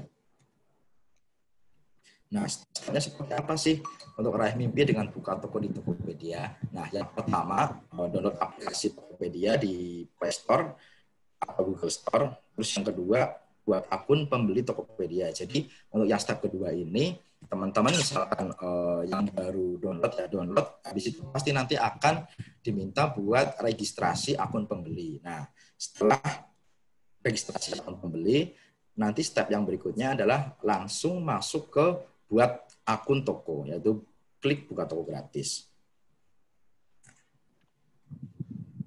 Ini stepnya seperti ini. Untuk step pertama, download aplikasi di Tokopedia di App Store atau di Google Store atau di Play Store. Terus yang kedua, buat akun Tokopedia ini seperti yang tadi saya jelaskan. Pertama harus membuat akun beli dulu, jadi akun yang khusus buat beli terlebih dahulu. Nah, yang ketiga nanti akan muncul pilihan metode verifikasi. Untuk verifikasi di sini, silakan teman-teman bisa memilih mau pakai WhatsApp atau mau pakai SMS, bisa semua. Terus yang keempat, masukkan verifikasi tadi yang sudah terkirim sesuai yang dipilih via WhatsApp atau via SMS. Terus mengisi identitas lengkap. Ini harus sesuai KTP ya. Jadi hubungannya nanti di akhir akan saya jelaskan bahwa nanti ada verifikasi akun juga. Nah, setelah memasukkan identitas lengkap, ini udah langsung jadi nih. Jadi sangat simpel, sangat gampang sekali untuk memulai berjualan di Tokopedia. Selamat, akun pembeli sudah aktif. Nah, ini untuk step selanjutnya. Yang pertama, buka aplikasi Tokopedia, klik akun, ini sudah mengarah untuk membuat akunnya. Akun yang toko, kalau yang tadi pertama, step buat registrasi awal dulu, yaitu registrasi buat akun beli. Nah, ini bisa dilihat untuk yang step pertama harus klik akun, ini berada di kanan bawah ya, kanan bawah kiri, kanan di bawah tuh yang logo akun, mungkin di sini bisa tertandai pakai yang kotak merah. Terus langsung ada pilihan akun beli atau akun toko. Nah, akun beli ini menerangkan segala aktivitas dari si buyer atau pembelian. Ini terrekod di sini. Sedangkan akun toko ini di sini isinya tuh segala hal sesuatu yang berkaitan dengan penjualan. Entah itu satu yang dijual, terus nanti setting iklan, kayak gitu ada di sini di akun toko. Nah, setelah klik akun toko, nanti akan keluar seperti ini nih, buka toko gratis. Nah, setelah muncul seperti ini, langsung klik aja buka toko gratis. Terus untuk step yang selanjutnya, setelah memilih langsung aja di sini ada keterangan nama toko. Nah, di sini teman-teman bisa menuliskan nama toko yang akan dipakai di toko teman-teman itu apa. Nah, mohon maaf Pak Miftah, mungkin dari PowerPoint-nya tidak bergerak Pak. Oh, mungkin masih di slide pertama saja Pak. Oh, bentar Pak.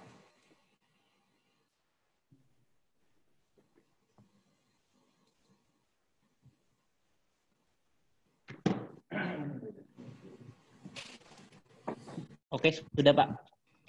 Ya, oke, mungkin tadi kena gangguan ya. Saya lanjutkan ya. Untuk saran dari saya, kalau untuk nama toko ini, hal yang pertama harus diperhatikan adalah dari teman-teman ini akan menjual satu segmen produk atau tidak. Misalkan produk yang dijual tuh banyak variannya, enggak cuman melulu di fashion atau melulu salah satu kategori. Nah, sarannya untuk nama toko di sini pakai nama toko yang universal, katakanlah pakai OK Store. Kata yang universal di sini store atau market atau shop kayak gitu ya, teman-teman ya. Beda lagi kalau memang yang mau dijual itu spesifik di satu kategori, misalkan fashion. Fashion di sini bisa mungkin gamis ya. Nah, itu bisa kalau jualnya cuma gamis aja tuh bisa di nama tokonya ada hubungannya dengan produk yang dijual. Katakanlah namanya AA Gamis. Nah, itu nggak apa-apa. Cuman harus dipertimbangkan juga agar korelasinya tepat. Jadi nggak salah ketika memang nama toko nih, katakanlah nama tokonya spesifik ke salah satu produk. Ternyata produk yang dijual tuh banyak kategorinya kan, jadi nggak make sense ya, nggak relate gitu ya. Jadi seperti itu kalau saran untuk penamaan toko. Dan sebagai informasi, nama toko di sini tidak bisa dirubah. Jadi ketika teman-teman sudah membuka toko dengan toko A, itu otomatis ya udah nama tokonya itu aja, nggak bisa dirubah. Kalau mau rubah ya otomatis harus registrasi pakai email atau nomor HP yang baru. Jadi bikin lagi yang baru. Terus yang step selanjutnya memasukkan alamat dari toko tersebut. Nah, di sini biasanya bisa kota sama kecamatan. Misalkan di Brebes ataupun di Tegal, mungkin Tegal Timur, kota Tegal. Nanti baru step untuk detail alamatnya bisa masuk di pengaturan yang lebih lanjut. Nah, seperti itu untuk step awal. Selamat kamu siap memulai usahamu di Tokopedia. Artinya ini tokonya sudah live, sudah berhasil dibuka. Cuman belum aktif. Kenapa? Karena toko aktif itu bisa dikatakan aktif kalau di Tokopedia itu toko yang sudah mengupload produk. Nah, ini seperti ini tampilannya. Toko seperti ini, nanti klik di akun toko, tampilannya akan seperti ini. Profil tokonya seperti ini. Ini di sini ada credit of ads atau iklan, ini saldo di sini ada saldo pemasukan. Terus di sini ada keterangan penjualan nih, historical dari penjualan yang sedang berlangsung. Di sini ada pesan baru, siap dikirim, sedang dikirim, dan sampai tujuan. Terus yang selanjutnya, ini tampilannya seperti ini. Kalau ngeklik yang step pertama, your lakuna, terus ini tampilannya akan seperti ini. Nah, terus yang ketiga, klik tombol share seperti di gambar. Tujuannya apa?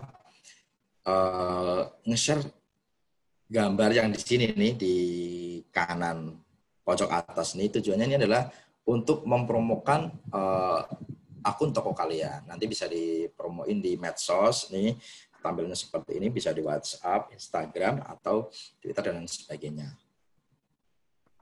Nah, ini tampilannya seperti ini teman-teman, kalau udah di-share. Nih, Pak, mohon maaf, nggak berubah juga Pak slide-nya. Nggak berubah juga ya? Atau mungkin coba saya stop dulu. Masih stuck di slide 12. Ulangin ya Pak ya.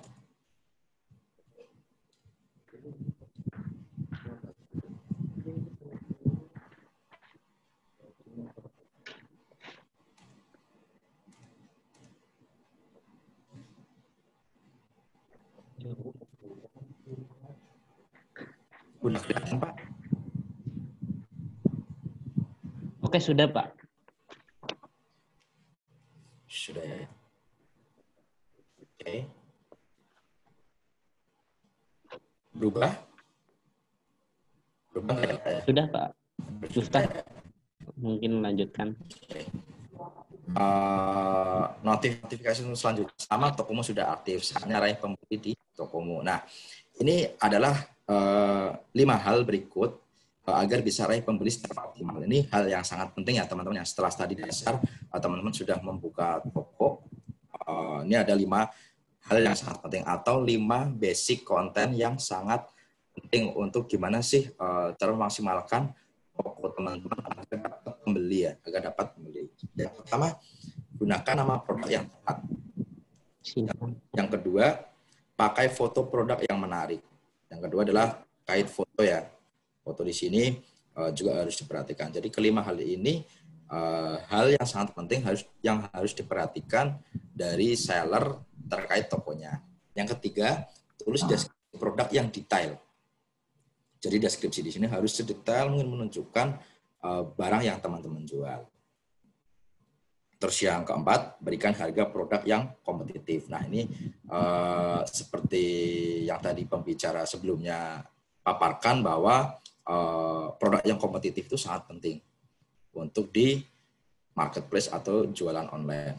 Nah, terus yang ketiga nih ada logo mahkota. Ini adalah upgrade toko menjadi power merchant atau toko yang terverifikasi. Seperti yang tadi awal aku bilang, kaitannya dengan ID atau yang sesuai KTP, terus verifikasi akun ini nanti hubungannya harus mengupgrade tokonya menjadi toko yang power merchant atau berlogo mahkota. Untuk poin yang pertama, gunakan nama produk yang mudah dicari pembeli. Dari kita, dari tim Tokopedia, ada rumus untuk penamaan produk yang baik. Yang pertama adalah jenis atau kategori produk, terus merek, terus keterangan. Sebagai contoh nih, produk masker kain ya. Di sini jenis atau kategori produknya adalah masker kain. Terus mereknya Avimax. Avimax ini terus keterangannya adalah anti debu. Keterangan di sini adalah mengandung kata promosi atau yang mungkin kata yang sekiranya pembeli itu banyak pakai. Biasanya pakai kata-kata promosi, misalkan anti debu kalau di produk masker ya. Kalau di produk lain yang lebih universal itu keterangan promonya bisa misalkan best seller, produk sepatu best seller, terus berkualitas, murah berkualitas atau keren. Seperti itu. Nah, ini hingga 95% pembeli di Tokopedia mencari produk melalui halaman pencarian. Jadi search engine-nya kalau di Tokopedia juga hampir 90% itu dari penamaan produk. Jadi sangat penting untuk penamaan produk di sini. Hindari yang pertama salah memasukkan kategori produk. Nah, ketika nanti teman-teman mengupload produk, itu nanti pertama akan menuliskan nama produk yang akan diupload. Terus juga nanti harus memilih tuh produk yang dijual itu kategorinya apa. Nah, ini jangan sampai memasukkan kategori produknya itu salah. Misalkan fashion, tapi kategorinya masuk di otomotif atau di sport atau di handphone. Nah, itu sangat tidak disarankan. Yang kedua, penamaan produk kurang lengkap. Nah, sebisa mungkin penamaan produk di sini selengkap mungkin karena semakin lengkap itu lebih detail menunjukkan produk apa sih yang teman-teman jual. Terus yang ketiga, menggunakan kata kunci yang berlebihan atau spamming. Jangan menggunakan kata kunci yang berlebihan ya atau spamming. Misalkan kayak gini teman-teman. Misalkan nih, kemeja flanel Ki Slim Fit M. Terus ditambahin. Ini yang di sini kan mereknya Ki ya. Mereknya Ki. Nah, terus ditambahin bukan apa? Ada kata-kata bukan nih.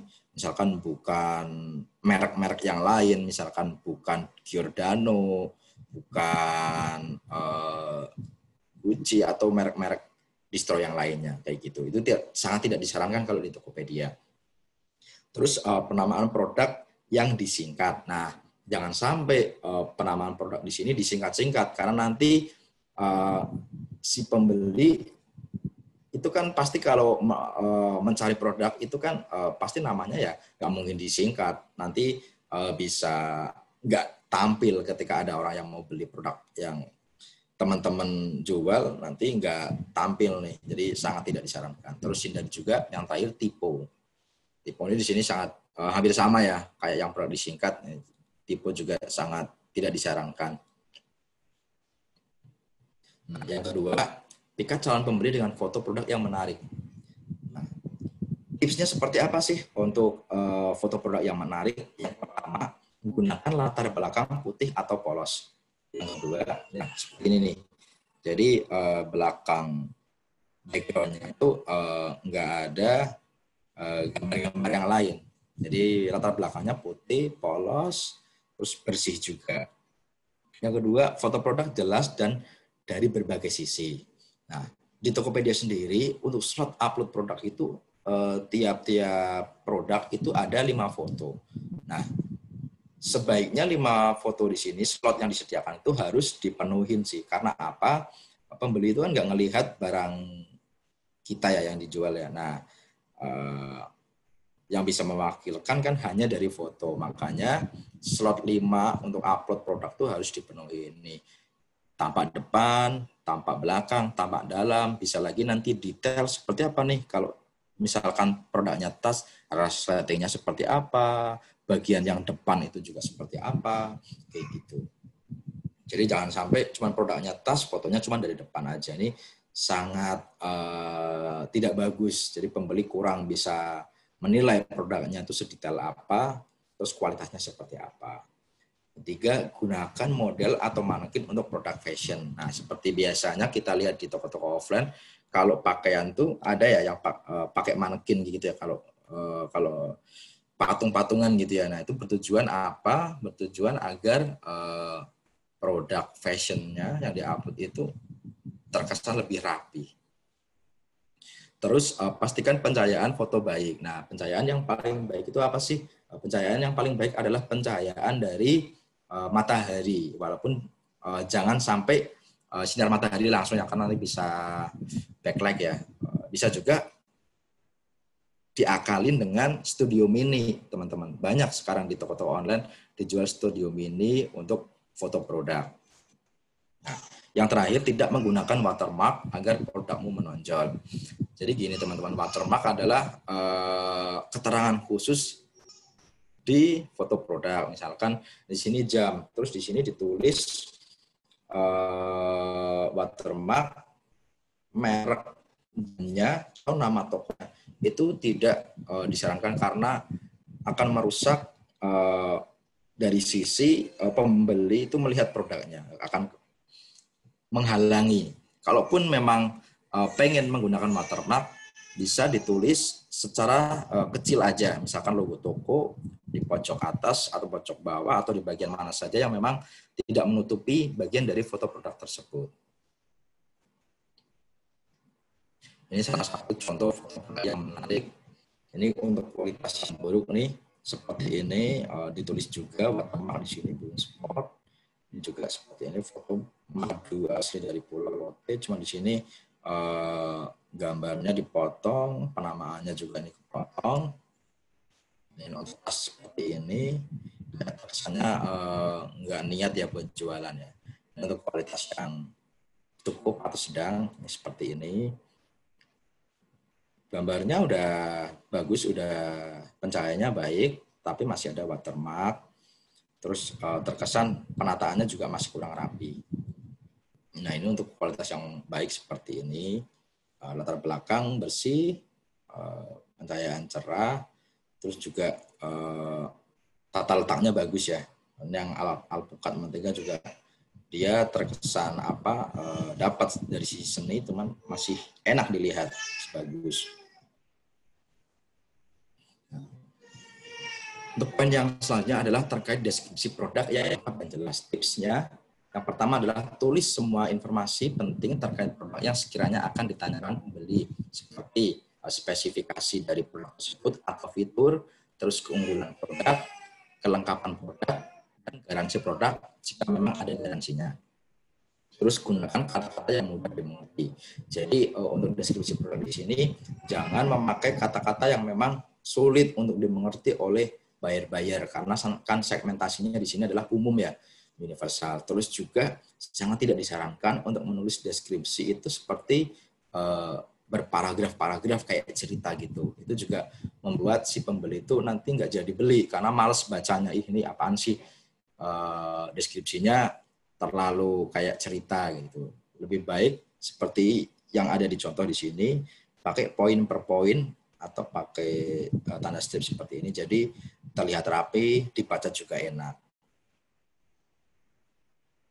Untuk deskripsi seperti itu, spesifikasinya harus ditulis dengan lengkap, keunggulan produknya itu apa, kelengkapan produknya apa, dan garansi produk jika memang ada garansinya. Jangan sampai terkadang gini, foto produk misalkan fotonya tuh ini ya, salah satu contoh misalkan jam tangan, terus sampingnya tuh kayak ada aksesoris lain. Nah, deskripsi itu harus dijelasin juga bahwa si aksesoris lain ini hanya pemanis aja sebagai foto. Itu boleh, kalau dari sisi foto produk dikasih pemanis itu boleh, nggak apa-apa. Misalkan jam tangan, nanti di belakangnya dikasih box atau dikasih aksesoris apa, bunga kayak gitu, itu boleh sebagai penunjang buat fotonya lebih menarik. Terus untuk yang poin selanjutnya, memberikan harga produk yang bersaing. Nih, kalau dari kita dari Tokopedia langsung itu ada rumus harga jualnya. Yang pertama adalah biaya produksi. Nah, ini teman-teman harus misalkan mau mengikuti rumus yang kita udah anjurkan, bisa yang pertama kira-kira biaya produksi itu berapa untuk produk yang dijual itu. Terus yang kedua biaya marketing. Nah, kenapa ada biaya marketing? Karena kita di online pun harus melakukan marketing ya, salah satunya buat iklan. Terus buat apa, kayak share-share di sosmed, kayak gitu. Itu sangat penting, ini wajib juga, makanya harus dipertimbangkan biayanya.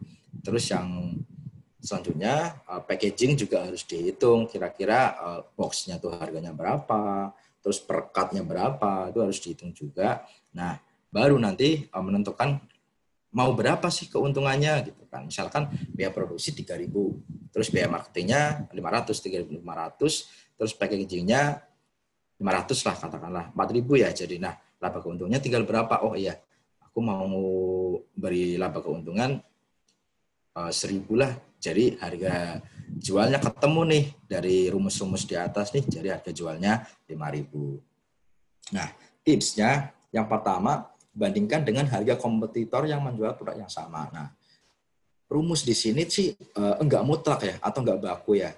Jadi bisa teman-teman cara untuk menentukan harga jualnya yang pertama membandingkan dengan harga kompetitor. Nah, dicari dulu tuh di Tokopedia produk yang sama dengan yang produk teman-teman mau jual. Katakanlah sepatu Adidas. Nah, coba di search dulu tuh di Tokopedia, sepatu Adidas seri ini harganya berapa nih kompetitor. Oh, ternyata kompetitor harganya sekitar range 500.000 sampai 600.000. Nah, sarannya harganya tuh di range yang tengah-tengah. Kenapa? Kalau dari kita seperti itu menyarankannya, jangan paling murah dan jangan paling mahal juga. Kalau paling murah nanti bisa dikira, oh ini kok murah banget ya. Ada tipikal pembeli yang kok murah banget, ini paling murah. Tapi malah jadi nggak percaya kalau barangnya tuh ori, kualitasnya bagus. Karena paling murah, bisa seperti itu. Dari pembeli mikir biasa seperti itu. Nah, terus juga jangan terlalu mahal. Kenapa? Udah pasti kalau terlalu mahal nggak bakal dibeli karena harga-harga yang lebih di bawahnya banyak. Kayak gitu.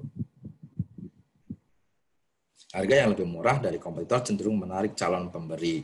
Nah, ini memang seperti yang tadi saya bilang, harga yang lebih murah dari kompetitor cenderung menarik calon pembeli. Cuman harus digarisbawahi ya, jangan paling murah juga. Kalau misalkan range harganya 500 sampai 600, ya jangan dijual 350. Itu sangat tidak disarankan karena merusak harga pasar, terus juga bisa menimbulkan pemikiran kepada si pembeli kalau ini produknya ori enggak, terus kualitasnya bagus apa enggak. Jadi mending di tengah-tengahnya. Misalkan paling murah 500, 550.000 itu udah oke lah, udah make sense banget. Terus yang ketiga, lakukan bundling pricing, yaitu menawarkan harga yang lebih murah apabila membeli banyak. Nah, itu kaitannya dengan harga grosir. Harga grosir atau bisa juga bikin produk bundling. Artinya satu produk yang diupload tapi menerangkan bahwa yang dijual itu dapat lebih dari satu produk. Misalkan sepatu dengan kaos kaki, terus misalkan raket badminton gitu, sekalian sama senar, terus juga sama hand gripnya. Gitu. Terus yang selanjutnya, upgrade Tokomo jadi power merchant. Power merchant di sini adalah apa? Power merchant di sini adalah toko yang berlogo mahkota. Seperti yang tadi saya bilang di awal, upgrade Tokomo menjadi power merchant. Tujuannya apa? Satu, power merchant di sini adalah diartikan sebagai toko yang memang sudah terverifikasi, sudah melakukan verifikasi berdasarkan KTP, kayak gitu, yang memang nggak bisa diwakilkan dengan ID-ID yang lain. Misalkan SIM atau kartu pelajar itu juga tidak boleh. Jadi harus pakai KTP, misalnya itu setelah upload KTP, terus juga ada selfie bareng KTP yang menunjukkan bahwa benar nggak sih foto yang ada di KTP itu sama dengan yang ketika selfie. Itu akan mempengaruhi tokonya akan berhasil diverifikasi atau tidak. Biasanya ketika KTP itu fotonya pudar atau buram, itu juga akan verifikasinya tidak berhasil. Nah, solusinya apa? Kalau misalkan memang KTP teman-teman fotonya itu kurang jelas, bisa menggunakan KTP saudara, orang tua, itu nggak apa-apa. Asalkan ketika selfie nanti juga sama sesuai dengan ID yang ada di KTP yang dijadikan untuk verifikasi. Nah, apa sih Power Merchant? Power Merchant itu adalah keanggotaan seller yang menawarkan berbagai fitur eksklusif untuk membantu meningkatkan penjualan. Nah, di sini ketika toko teman-teman udah berhasil menjadi toko yang Power Merchant, keuntungan paling utamanya gini teman-teman. Ketika ada calon pembeli mencari barang katakanlah kemeja batik. Nah, itu pasti yang keluar, produk-produk yang keluar tuh setelah pembeli itu melakukan pencarian, itu semua produk yang keluar di halaman 1 sampai 10, bahkan sampai 10, bahkan lebih, itu pasti yang keluar itu adalah produk dari toko-toko yang berverifikasi atau Power Merchant, berlogo mahkota seperti ini. Nah, Power Merchant di sini ada biaya yang dikenakan nih sebesar 1% dari setiap transaksi. Cukup murah sih, jadi bisa di-compare dengan marketplace lain untuk biaya layanan Power Merchant, atau kalau di marketplace lain, Star Seller atau yang lain sebagainya, itu hampir pasti ada yang seperti itu. Nah, ini detail keuntungannya. Yang pertama, promo eksklusif Tokopedia, terus ekstra 5% kredit top ads setiap bulan minimal 100.000. Jadi ketika nanti teman-teman mau iklan, nanti akan tambah 5% nih dari iklan kalian. Misalkan spend iklan kalian sebulan itu 500.000, nanti akan dapat lebihan sebesar 5%.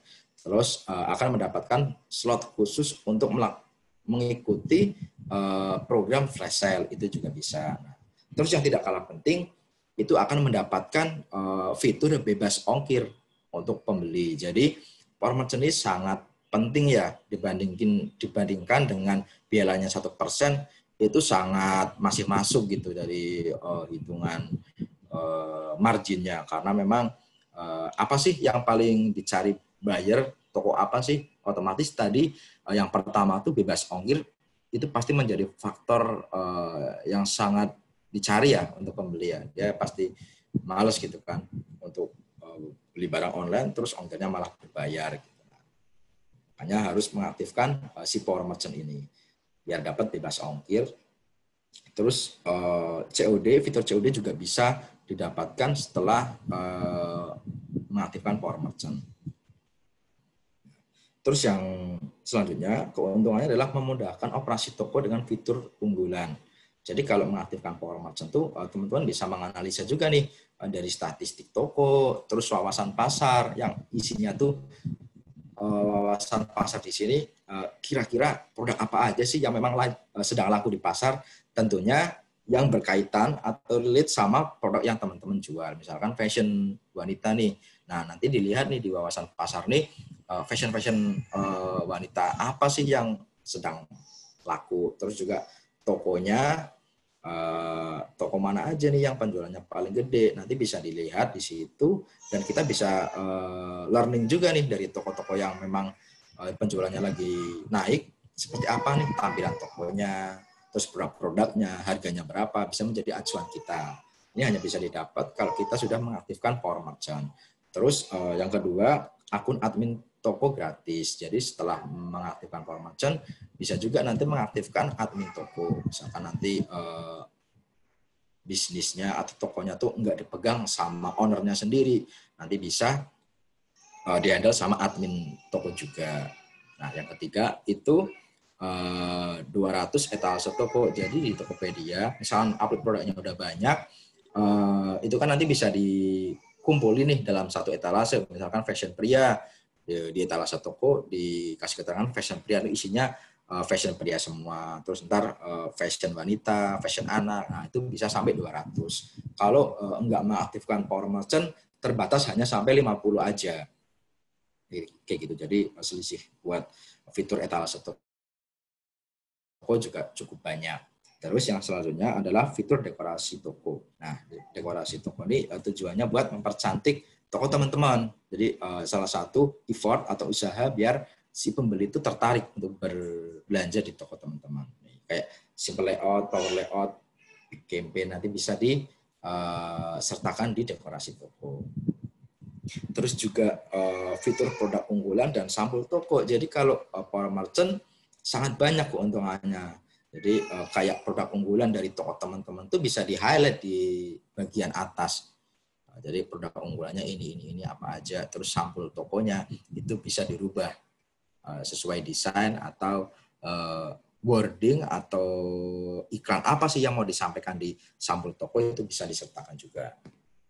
Nah, ini juga yang tidak kalah penting, manfaatnya kalau mengaktifkan power merchant adalah meningkatkan kepercayaan pembeli. Satu, mendapatkan logo power merchant. Yang kedua adalah produk lebih mudah dicari dengan filter power merchant. Nah, seperti yang tadi saya bilang, kalau mengaktifkan power merchant, otomatis peluang buat produk teman-teman akan tampil ketika ada pembeli yang search produk penamaan produk yang sesuai itu akan lebih gede peluangnya buat tampil. Nah, ini langkah-langkahnya buat melakukan pemasangan verifikasi toko menggunakan KTP. Nah, terus ini ada scoring juga. Skor performa toko di atas 75 poin. Nah, ini harus gimana aja sih biar 75 poin? Gampang. Pokoknya setelah buka toko, nanti bisa masuk di pengaturan toko, nanti bisa melengkapi informasi-informasi dasar yang memang ada di situ seperti alamat toko, terus kurir apa aja yang diaktifin, terus tagging map lokasi. Nah, itu tinggal dilengkapin aja nanti bisa mendapatkan poin dari 75. Nah, terus tinggal upgrade tokomu jadi power merchant setelah verifikasi. Oh ya, verifikasi di sini ada masa inkubasinya ya teman-teman ya. Jadi tidak serta-merta begitu upload KTP langsung berhasil terverifikasi. Harus nunggu maksimal 1 kali 24 jam dulu. Nah, nanti akan notifikasinya ada misalkan berhasil ataupun gagal. Baru nanti pengaktifannya baru pengaktifan promosi tersebut. Seperti ini, Tokopedia, klik akun, terus nah di sini nih yang step nomor 3 ini ada keterangan nama toko, 1 spasi, nah di bawahnya belum terverifikasi, nah itu tinggal diklik yang upload sekarang, itu di situ buat verifikasinya. Nah, ini stepnya yang pertama upload KTP, terus yang selanjutnya adalah selfie bareng KTP. Seperti ini caranya. Nah, setelah itu, setelah mengupload KTP dengan sama selfie, nanti menunggu 1 kali 24 jam. Kalau berhasil, nanti bisa langsung masuk ke anggotaan si power merchant. Tinggal diaktifkan saja anggotaannya biar power merchant-nya bisa aktif. Jadi enggak langsung juga harus diklik pengaktifannya. Nah, ini cara pengaktifannya. Tadi masuk ke keanggotaan power merchant, terus upgrade tokomu, pernyataan yang harus syarat dan ketentuannya dibaca-baca dulu, terus bisa dicentang, terus setuju, udah berhasil nih toko teman-teman menjadi toko yang power merchant. Nah, tokomu sudah siap nih untuk mengunjungi pembeli saat upload produk. Seperti itu. Nah, ini untuk selanjutnya, ini adalah tata cara untuk mengupload produk. Nah, langsung saja pilih akun, terus akun toko. Nah, terus tampilannya kayak gini nih, yang step 2, langsung klik aja tambah produk. Nah, nih.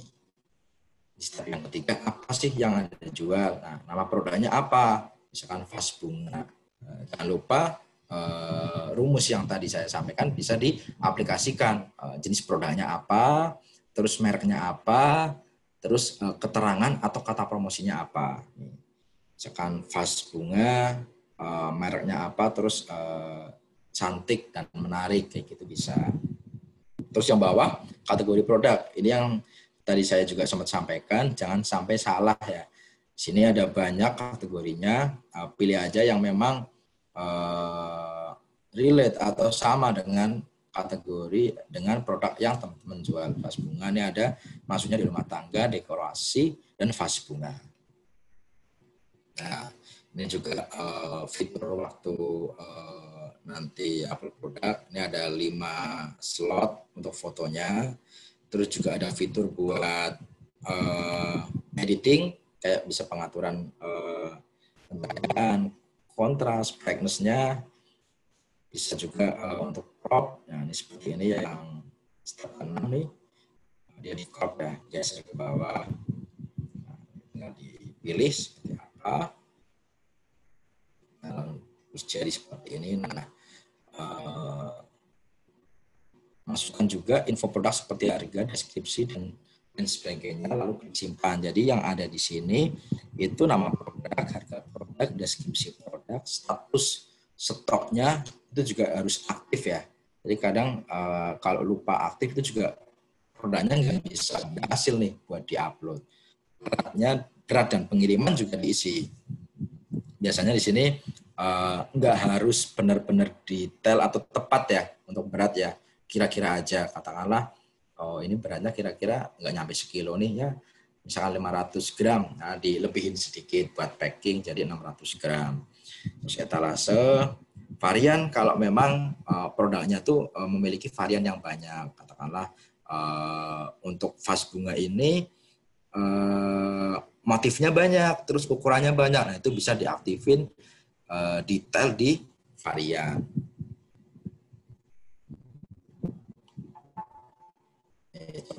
Sudah berhasil begini nih, vas bunga, terus pot.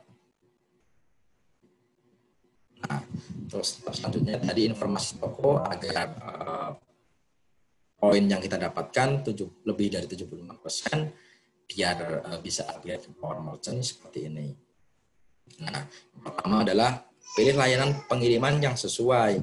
Jadi di situ nanti masuk ke akun toko, terus setting, pengaturan biasanya berada di pojok atas, yang gambarnya kayak gigi gitu, seperti biasa, lalu pengaturan. Nanti masuk ke pilihan layanan pengiriman yang sesuai. Pilihannya banyak tuh, ada JNT, JNE, si cepat, terus antar aja. Nah, kalau di kita untuk mendapatkan fitur bebas ongkir itu pengaktifannya harus spesifik nih, jadi spesifik ke pengiriman atau kurir yang sudah kerjasama dengan Tokopedia. Jadi nggak semua kurir itu bisa mendapatkan fitur bebas ongkir. Yang bisa itu hanya si cepat sama antar aja. Nah, semakin banyak nih kurir yang diaktifkan, itu juga mempengaruhi buat penjualan. Kenapa? Karena banyak juga pembeli yang memang dia suka nih dengan pengiriman atau jasa pengirimannya ekspedisi A, dia pasti akan milih ekspedisi A. Ketika di teman-teman tuh tokonya nggak mengaktifkan ekspedisi A ini, bisa juga ntar dia nggak jadi beli, dia pindah ke toko lain yang mengaktifkan ekspedisi yang memang dia sukai atau biasa dipakai sama si calon buyer. Terus yang kedua, tambah rekening toko. Tujuannya apa? Nanti ketika ada penjualan, saldo yang masuk nanti bisa dicairkan ke rekening yang sudah didaftarkan. Terus yang ketiga, jaga keamanan akun tokomu. Nah, ini semakin marak ya teman-teman ya, pembobolan akun, terus penipuan akun, itu sangat marak beberapa bulan ini. Oke, kalau dari sisi layanan, ada 3 jenis layanan pengiriman di Tokopedia. Yang pertama, dijemput kurir atau di pick up. Yang kedua, antar ke kantor agen. Terus yang ketiga, AWB otomatis dan non tunai. Dijemput kurir apa sih? Dijemput kurir itu melayani pengiriman dengan durasi 3 jam sejak serah terima paket kurir. Jadi kalau dijemput kurir itu pilihannya cuma ada 2. Kalau yang dijemput nih si cepat sama antar aja. Ini layanan yang spesial hanya berlaku di kurir yang memang sudah kerjasama dengan Tokopedia dan fitur bebas ongkir. Nanti si seller atau teman-teman penjual ketika dapat orderan, terus nanti klik tuh request pick up. Request pick up keterangannya request pick up di aplikasi. Nanti kurir akan datang untuk menjemput paketnya. Nah, terus yang kedua ada same day. Same day di sini melayani pengiriman dengan durasi 6 jam sejak serah terima paket ke kurir. Maksimal 6 jam nih kalau same day. Jadi same day itu barang akan dikirim di hari yang sama dengan durasi pengiriman maksimal 6 jam. Terus next day. Next day berarti artinya hari berikutnya ya. Jadi paket dijemput, habis itu barang sampai di hari berikutnya. Antar ke agen pun ada 3 layanan. Yang pertama layanan reguler, durasinya 2-9 hari, tergantung rute pengirimannya. Terus yang kedua layanan ekonomi, 2-9 hari masih sama dengan reguler. Terus kargo, melayani standar skala besar melalui jalur darat, durasi pengiriman bergantung pada pengiriman juga. Biasanya untuk yang kargo ini berat minimal untuk paket yang dikirim adalah 10 kilo. Jadi kalau di bawah 10 kilo belum bisa tuh untuk memakai layanan kargo. Nah, untuk layanan yang selanjutnya itu adalah fitur ABB otomatis. Fitur ABB otomatis di sini adalah khusus untuk partner logistik dengan layanan dijemput kurir. Jadi ABB otomatis itu si penjual nggak usah nginput resi lagi nih secara manual, nanti akan otomatis dan tidak perlu mencetak nama, tinggal menyertakan kode booking aja di paketnya itu. Terus tidak perlu bayar juga nanti si seller karena memang udah otomatis di sistem. Jadi si penjual tidak membayar secara tunai lagi ketika ada kurir penjemputan atau diantar ke agen juga ada yang ABB otomatis, itu ada JNT sama JNE. Nah, ini tips memilih layanan pengiriman di Tokopedia. Yang pertama, sesuaikan kurir dengan jenis produk di umum. Misalkan menjualnya buah dan sayuran, kamu bisa pilih kurir yang memiliki layanan instan atau CD. Kenapa? Karena buah dan sayuran kan enggak bertahan lama ya, jadi harus paling enggak maksimal sampai di hari yang sama atau di next day. Terus yang kedua, pilih layanan antar ke agen atau dijemput kurir. Pilih antar ke agen apabila kamu bisa mengantarkan produkmu ke agen terdekat. Nah, ini biasanya kalau memang di lokasi seller itu ada ekspedisi yang dekat rumah, dekat lokasi toko. Nah, itu bisa tuh dipilih. Misalkan di dekat rumah ada JNT atau JNE, nah bisa dipilih tuh. Terus sesuaikan dengan ketersediaan kurir di area tokomu. Nah, ini terkait dengan yang bebas ongkir tadi.